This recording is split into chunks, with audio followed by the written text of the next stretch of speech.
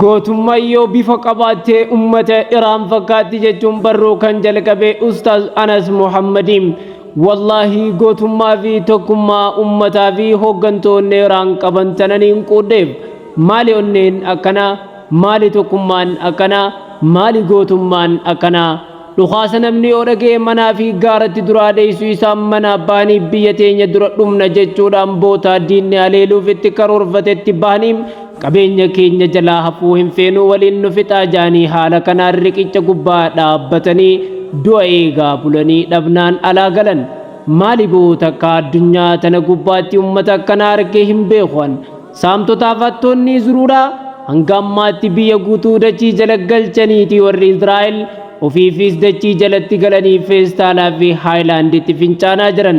Iraanonni ammoo sodaa takkaan malitti haala kanaan saaruqa Ameerikaatiif iflaatanii biyya teenyaa diigamtu teenyee daawwachuu mannaa dura dhumnee nu booda haa diigamtu jechuun jaarsaa jaartiin dullachaa dullattiin dhiiraa fi dubartiin qeeroo fi qarree wareegama kaffalanii addunyaa ajab jechisiisan Ameerikaa addunyaan guutuun sujuuduu fi didaniim addunyaa guutuu Ameerikaa tuffachiisan Israa'el Ameerikaanuu sujuuduuf sodaata akka malee sujuuchisaniim diiganii caccabsaniim daareessanii Gaazaa isiin diidde dohootti achi daawwattee ittiin gammaddum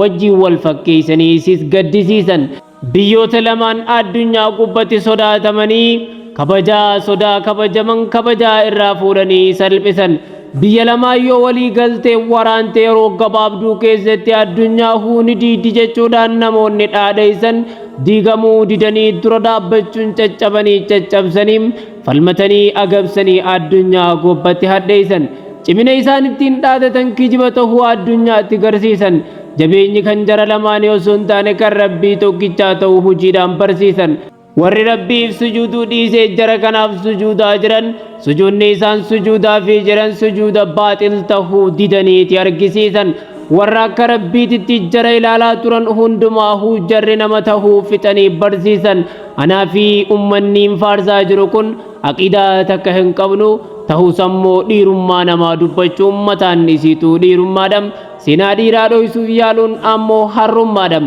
jiraattonni Iraan miiliyoona 90 yoo ta'an san keessaa obboleeyyan kiyya kan sunnaa Nabi Muhammad sallallahu alaihi wasallam sirnaan hordofan miiliyoona 10 qabamu kanaafis akka rabbiin gama sunnaanaaf deebisu rabbii kiyyaniin kadhadhaa siinniin naaf dadhaasi inshaa Allah hundaaf ummanni Iraan ummata gootummaan fakkaataan isaanii addunyaarra hin jirre ta'uu hubachuun keenya gaariidha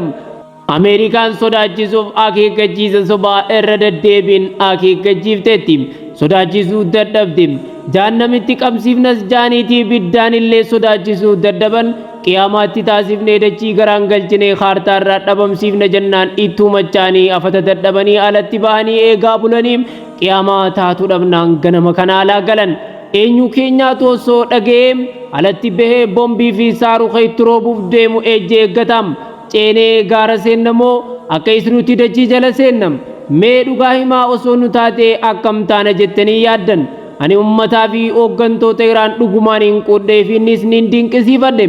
biyyi gootittiin arra diinaaf jilbifachuu diddee diina jilbifachiiftee seenaa galmeessite tun kaleessas taariikha islaamaa keessatti gootota baay'ee islaamaaf gumaachuun seenaa boonsaa galmeessuudhaan beekamti biyya Iraan jedhamtu tana keessa dhiironni islaamummaa keessa seenaa gurguddaa galmeessan baay'een bahaniiru mee fakkeenyaaf namoota kana jidduudhaa Salmaan al-Faarisiim Hasan al-Basriim Imaam al-Bayhaqiim Imaam al-Bukhaariim Muslim bin al-Hajjaaj Abu Isa al-Tirmidhiim Abu Daawud al-Sijistaaniim al-Nasaa'iim Ibn Maajah Abu Haniifaa al-Ghazaaliim Fakhrii al-Diin al-Raazii al-Tabarii Siibawee fi kanneen kana fakkaatan hedduudhaan rabbiin hunda isaaniitiif rahmata haa godhu jennam ilmoon gootaa gootumam aqiidaa keessatti akka dhabanis gootummaa warra isaanii san arrallee numa qaban akkuma gootummaan faana abboota isaanii bu'anitti aqiidaanis tarree Salmaan al-Faarisii fa'aa keessatti rabbiin isaan naa deebisuuf rabbiin nagaya haa buusuuf zaalima zaalimaan cabsee nu agarsiisu duraa fi duubatti olaantummaan rabbiitiin ilmi namaa humaa harkaa hin qabu osoo qabaatee Iraan lubbuun turte arra hin eeydu turte rabbiin du'aaf jiruu teenya harka isaanuuf kaa'e galanni kan rabbii keenya haa ta'u jechaa kan barruu isaa xumuraan obboleessa keessan Anas Muhammad Idriis jechuun barruu isaa xumureem dirree dhawaarra.